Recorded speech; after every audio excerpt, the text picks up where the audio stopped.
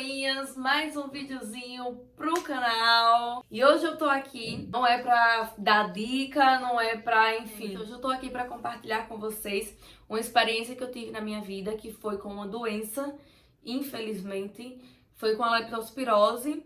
E nesse momento, quem não sabia ainda, fica... Porque realmente é assim que as pessoas reagem quando eu conto que eu tive essa doença. Porque de fato é uma doença difícil e que a gente sabe que tem um índice de mortalidade muito grande.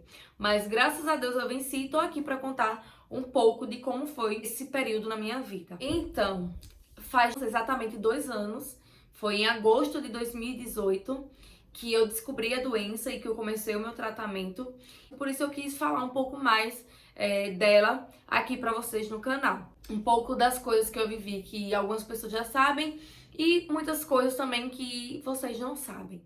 Eu fui internada no dia 2 de agosto, mas eu já vinha sentindo sintomas 15 dias antes. E os sintomas, eles se assemelham muito com sintomas gripal. Coriza, dor no corpo, moleza. Então eu realmente achava que estava com uma gripe. Mas eu queria falar que antes desse período, desses 15 dias, eu tinha passado por um momento difícil na minha vida e eu resolvi tomar remédios porque eu não queria acabar com a minha vida, mas eu queria acabar com aquele momento difícil que eu estava passando. E foi exatamente assim, vamos dizer que 20 dias antes, né? E foi um momento de muito desespero pra mim e um momento de muita fragilidade, de muita fraqueza. Então eu tomei muitos medicamentos, fui parar no hospital, mas isso eu nunca compartilhei no meu Instagram, nem, enfim. E talvez algumas pessoas podem achar porque eu tô até suando. Algumas pessoas podem achar agora porque é que eu estou compartilhando isso, mas que vocês vão entender no decorrer desse vídeo. Então, 20 dias antes de eu ser internada com a leptospirose, 20 dias antes eu tinha tentado me suicidar. Eu não sei se era porque se eu tinha tentado morrer, mas eu queria de alguma forma acabar com aquele problema que estava na minha mente, no meu coração, enfim, naquele desespero que eu estava sentindo. E aí, 5 dias depois, eu contraí a leptospirose, né? Como eu contraí? Não sei. Eu realmente não sei. Tenho algumas suspeitas, mas eu não sei exatamente. Eu acredito, imagino que pode ter sido uma caixa de morango, daquelas que vendem em sinal. Eu comi todinha sem lavar. Comi no carro mesmo, porque eu tava com fome. E eu lembro muito bem que a minha mãe na mesma hora tava comigo. E a minha mãe na mesma hora falou: mas Mona Lisa, você vai comer sem lavar? Até eu ofereci a ela e ela disse que não queria por isso. Aí eu disse: ah, mas tem nada não. Então, assim, sabe, a gente começa a lembrar de coisas que, meu Deus, eu acredito muito que Deus fala com a gente através de coisas e pessoas. Então, com certeza Deus usou a minha mãe naquele momento pra falar pra eu não comer aquela caixa de morango. Mas isso é uma das possibilidades. Outra possibilidade é que eu tinha dormido na casa da minha mãe, também nesse período. Na casa da minha mãe tem um terreno, tem vários terrenos ao redor, vizinho, em frente, enfim. E tinha sim ratos. Então, pode ter sido em algum contato com alguma coisa que estava contaminado com a urina do rato.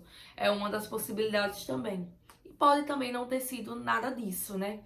Mas eu fiquei realmente procurando coisas que poderia ter acontecido e foram essas que eu achei.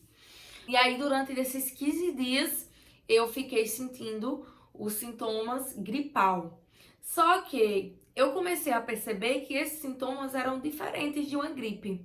Por quê? Por exemplo, a dor no corpo, ela não era aquela dor... A gente sente uma dor no corpo quando tá gripado, mas é uma dor no corpo ok. E a da leptospirose, eu lembro que teve noites que eu acordava de que eu não conseguia virar na cama porque o meu corpo todo doía. Eu comecei a dizer, véi, essa dor não é normal.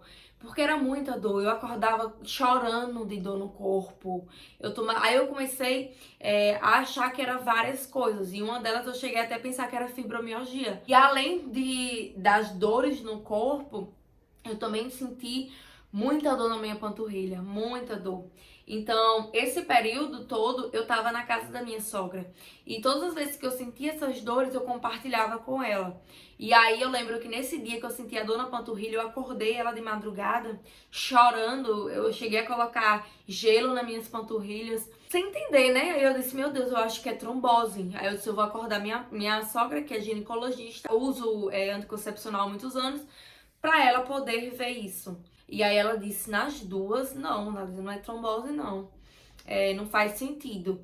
Mas, na dúvida, eu vou passar um exame pra você, um scan, acho que era o scan, pra gente averiguar isso daí. Como eu tava esse período todo lá, a minha sogra que foi guardando todos esses sintomas que eu estava sentindo. Alguma coisa tinha que justificar aqueles sintomas que eu comecei a ver que não era de uma gripe. Comecei também a tomar muitos medicamentos por conta própria. Então, já havia tomado aqueles medicamentos, a quantidade de medicamento alta, porque eu queria morrer.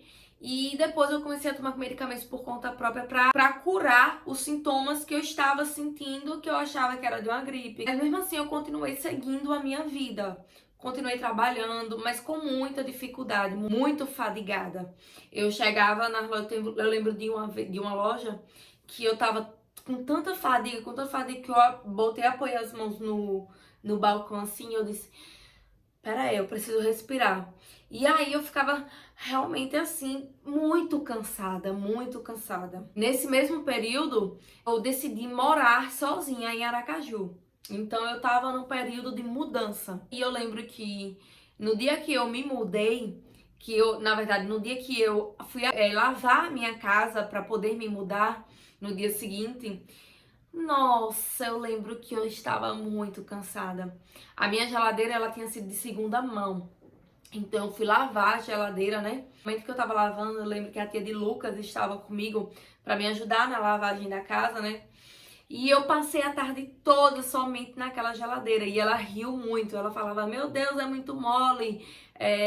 Como é que passa a tarde toda só na geladeira? E, tipo, foi muita dificuldade que eu limpei aquela geladeira. E eu fiquei com muita dor no corpo depois, assim. A gente saiu de lá à noite.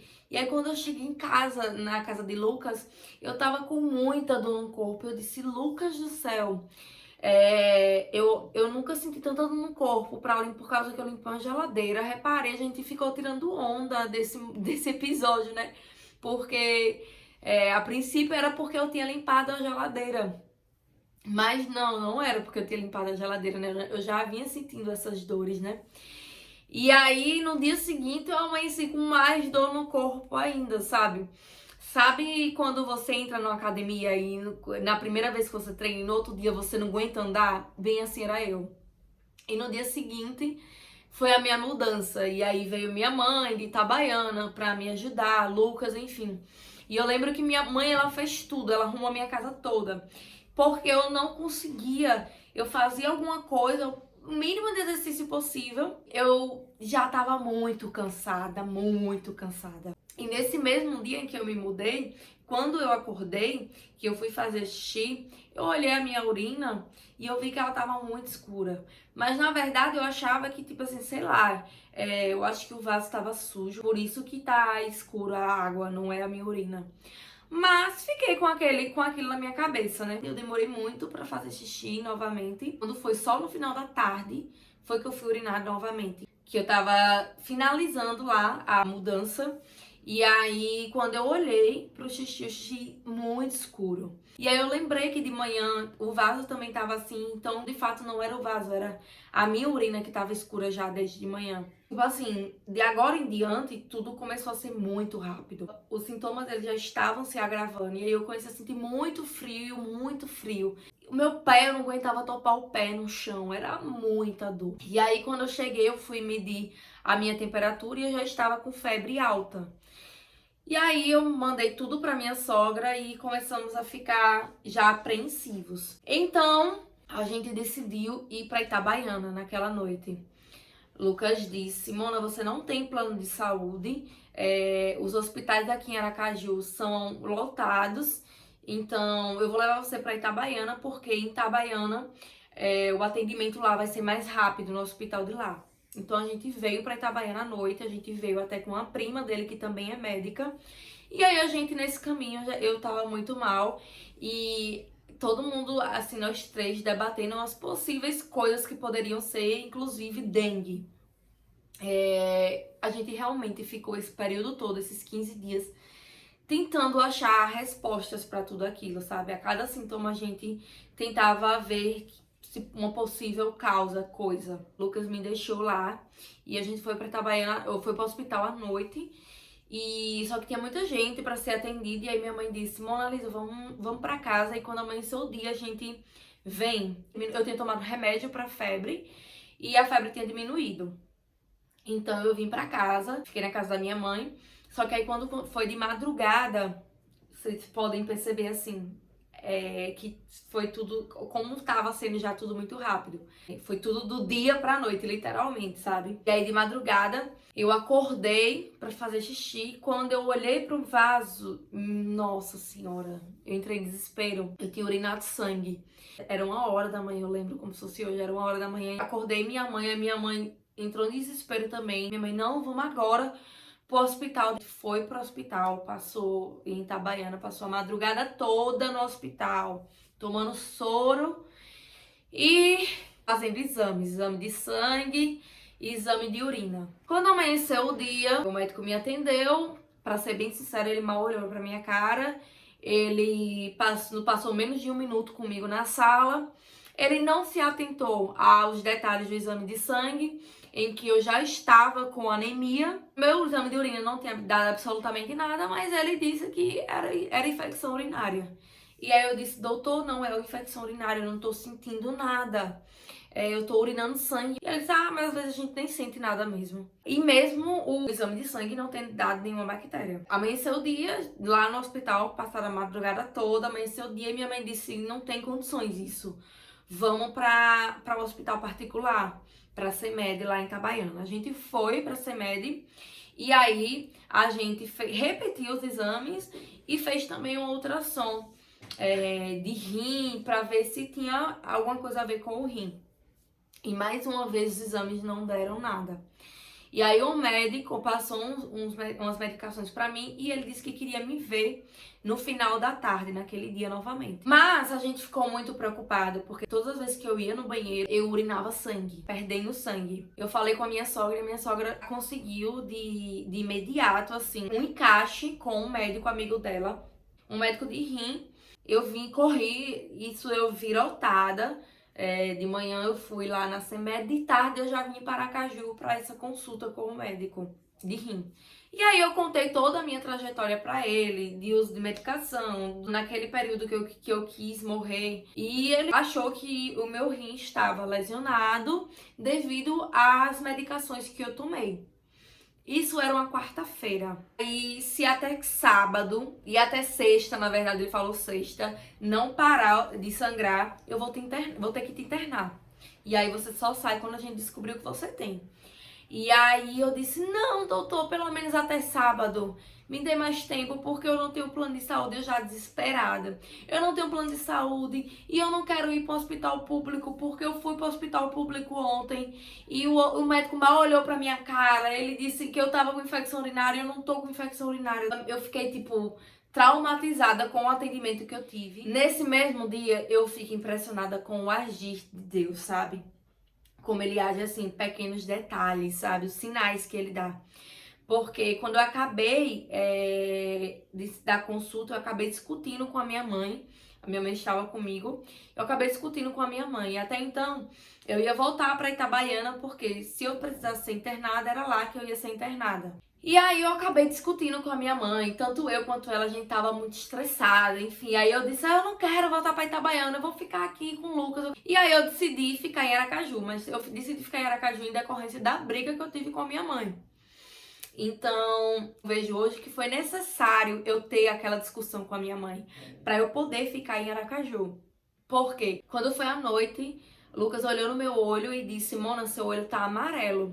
Aí eu disse: tia, ó, meu olho tá amarelo. Deve ser por causa da anemia, né? Ela disse: não, Analisa, amarelo é fígado. O seu olho amarelo é porque tem algum problema com o seu fígado. Não tem nada a ver com anemia. Aí eu já comecei a ficar tensa e apreensiva. E nessa mesma noite eu voltei a ter febre. E aí eu comecei a perceber a minha sogra muito preocupada.